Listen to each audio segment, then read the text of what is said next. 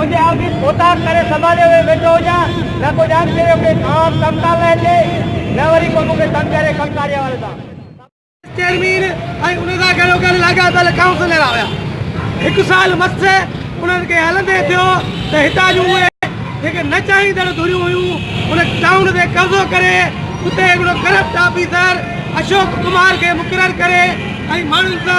मुख्तलिफ जेके सर्टिफिकेट ठाहिण लाइ उते पुजन था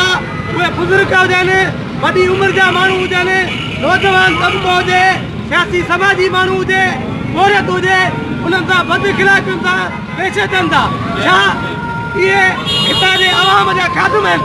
ऑफिसर माना हितां जे अवाम जी ख़िदमत करण माण्हू आहे असां बि आहियूं असां बि हिकिड़ी सुठी रैंक रखूं था जो ख़्यालु जेको ईंदड़ माण्हुनि खे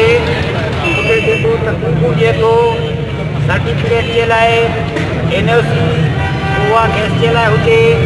बिजली के मीटर लाइ हुजे या जम जो सर्टिफिकेट हुजे या कहिड़े हवाले सां हुते वञे थो उन्हनि सां जेको बदतमीज़ी वारो रवैयो अख़्तियार करे थो या पंहिंजा आला अख़्तियार इस्तेमालु कंदे